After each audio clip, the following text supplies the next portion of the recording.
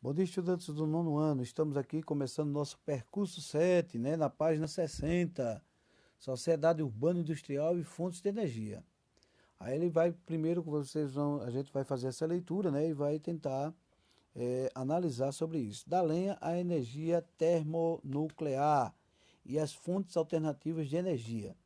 Durante séculos, lenha, carvão, vegetal foram os principais fontes de energias utilizadas pelos seres humanos para o cozimento, preparação de alimentos, geração de calor e tal, e etc. Né? Nos dias atuais, essas fontes ainda são usadas, mas com desenvolvimento industrial, urbanização e o crescimento da população, surgiu a necessidade de obter novas fontes de energia. Carvão mineral, petróleo, gás natural, hidráulica, termonuclear, entre outras. Aí tem outras atividades humanas que desenvolveram a descoberta de outras fontes, né? Não somente a indústria, mas também a agropecuária, o comércio, transporte, serviços, médicos, etc. Contudo, no decorrer do século XIX, XX e XXI, o uso dessas fontes energéticas causaram sérios impactos ambientais, eh, incentivando a busca por fontes alternativas de energia, como podemos observar nos infográficos, né, na página 68 e 69. Então ele vai falar sobre as fontes de energias renováveis e não renováveis, né? No mundo atual, as principais fontes de energias podem se classificar pelas renováveis e não renováveis. As fontes renováveis são aquelas que não se esgotam com o uso, né? Biomassa, hidráulica, água, eólica, solar, entre outros, geotérmica. Então tem várias aqui que ele está falando, marés, então são várias fontes. Por incrível que pareça, até armazenamento do ar, né? A gente vê que seja, teve isso. E a fontes sustentáveis de energia, né? Pode permitir crescimento e desenvolvimento econômico de modo sustentável com é, baixo impacto ao meio ambiente.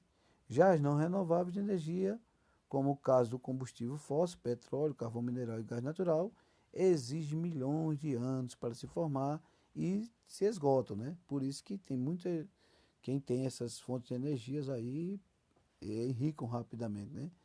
Aí ele fala sobre a questão dos combustíveis fósseis, né? E impactos ambientais. O carvão mineral, petróleo e tal, essas questões principais fontes de energias globais. São causadores de grandes impactos ambientais, efeito estufa, poluição da atmosfera, chuvas ácidas, contaminação do solo, das águas e tal. Então ele fala sobre essa questão. Na figura nova aqui a gente vê a extração de carvão, né? Olha como eles fazem para extrair esse carvão mineral. Olha, isso aqui é uma proporção muito grande. Então, o carvão mineral, olha como eles extraem, né? Então, eles vão e afeta essa área completa, né? Então, um desastre ambiental terrível. Aí ele fala sobre essa questão, né? O tempo geológico. Houve um momento em que as águas do mar avançaram sobre os continentes, submergiram porções de árvores, florestas. Então, detritos de segmentos, suspensões de águas foram pouco a pouco depositados e descobrindo florestas inundadas. No decorrer de milhões de anos, a madeira enterrada transformou o carvão mineral. Olha como é, milhões de anos para poder tornar o carvão. Então o cara vai lá, tira, então ele é uma fonte não renovável. Então o melhor que a gente tem que fazer é ter as fontes renováveis. E aqui está explicando aqui nessas quatro fotos quais são os processos, né? O processo da criação desse carvão mineral. E é uma fonte que se esgota, né? Aí ele fala aqui, nesse último aqui, qual é a participação na produção mundial em porcentagem de cinco maiores produtores de carvão mineral. Então ele fala China, né, a maior, Estados Unidos, a China, olha como ela pega, 46,4%. Os Estados Unidos, 9,9%, quase 10%. A Austrália, 7,9%. A Índia, 7,8%. A Indonésia, 7,2%. E os outros países, 20%. Olha como é que faz, né? A participação na produção. Então a China produz mais. Aqui, carvão mineral, participação no consumo mundial. Olha a diferença. A China produz 46,4, mas consome 50,7. Olha como está. Os Estados Unidos, ele produz 9,9, mas ele consome aqui 8,9. Então, de uma certa forma, a gente vê esses dois gráficos e a gente faz essa comparação, né? Aí aqui ele fala que o território brasileiro não apresenta grandes jazidas de carvão mineral. Os principais produtos nacionais são do estado de Santa Catarina, os produtores nacionais, né? Santa Catarina e Rio Grande do Sul, cuja produção não é suficiente para abastecer as necessidades internas, o que torna o Brasil um importador de carvão mineral e interpreta a figura 11 e 12. Então, a gente está fazendo para interpretar, para a gente interpretar essa figura que eu já fiz isso aí, né? Sobre isso. Então, o Brasil não produz.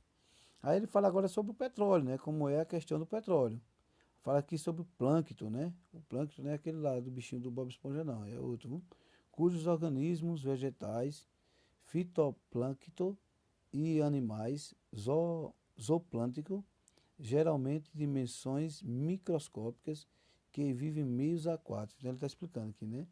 Aí a formação geológica do petróleo é semelhante à do carvão mineral. A origem da transformação do plâncton depositado no fundo dos oceanos, lagos e lagunas, de, desde, desde remotas eras geológicas, na figura 13. Então, ele está explicando como é formado aqui, olha, o petróleo. Ele vai passando passo a passo e é milhões de anos para produzir o petróleo e depois quando você tem. Então, por isso que ele é uma fonte não renovável, né? Você não consegue renovar essa fonte. A indústria do petróleo surgiu a partir de 1859, quando os Estados Unidos, fala aqui, né? Vamos lá, para outra página. A produção foi lá em 1859, quando os Estados Unidos, Erwin Drake, perfurou um poço para obter água e atingiu um lençol petrolífero a cerca de 20 metros de profundidade. No fim do século XIX, esse país tornou o maior produtor mundial de petróleo e seus derivados, gasolina, querosene, óleo diesel e óleo lubrificante, etc. A descoberta do petróleo no território brasileiro ocorreu em 1939, olha, quase, foi 80 anos, né, de diferença, complicado. 80 anos de diferença, né, você vê como foi muito tempo, no Recôncavo Baiano, no município de Lobato.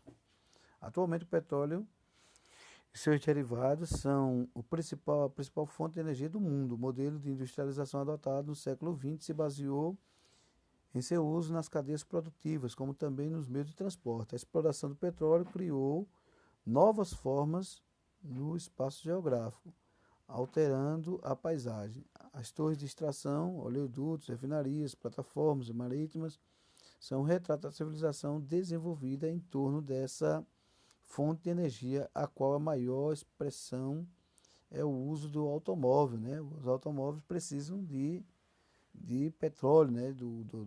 Da gasolina, porque é o petróleo, a gasolina vem do petróleo, né?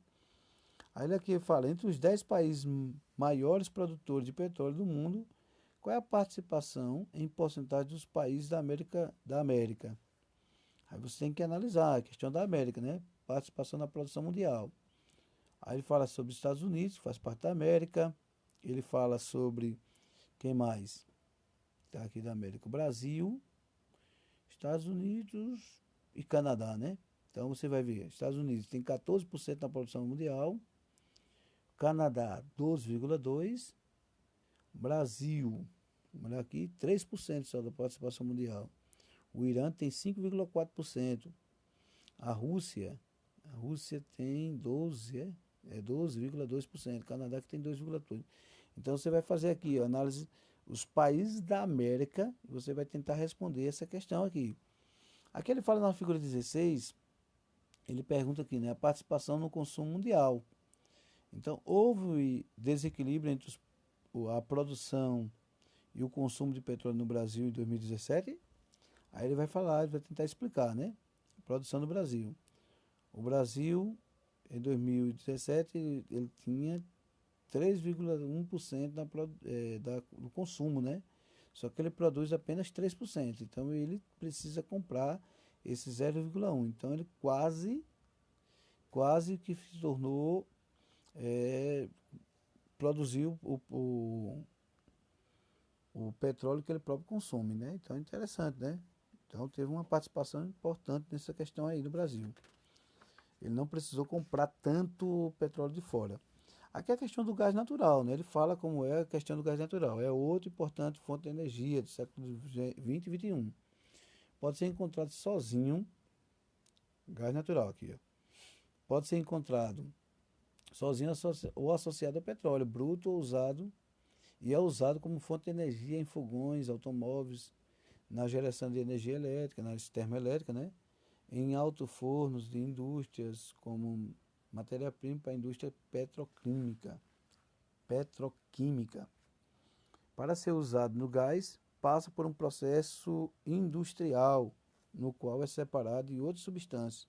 Desse processo obtém principalmente o metano, né? O gás de alto poder calórico.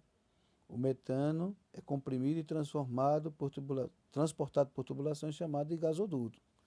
Os Estados Unidos e Rússia lideram a lista dos maiores produtores e consumidores do gás natural. Então, olha como é interessante. Entre os 5 maiores produtores de gás natural, desconsiderando a Rússia, quais se localizam na Ásia? Então, você também tem que fazer aqui, ó, pesquisa sobre essa questão qual se produz na Ásia. Então, a gente vai ver aí qual China, na Ásia, quem mais? Acho que só a China, né? Tá aí nesse aí acho que é só a China, na Ásia. O Catar, o Irã, está no Oriente Médio, não é bem a Ásia, não. A Arábia Saudita também no Oriente Médio, né? Então, observe os gráficos das duas figuras, 16 e 17. Olha lá, 16 e 17. Que a gente estava aqui, 16 da outra página e 17 esse aqui. E ele pede para fazer o quê? Você acha possível a Rússia ser exportadora de gás natural? Então, você olha aqui, 16, eu tenho que avaliar e fazer essa análise.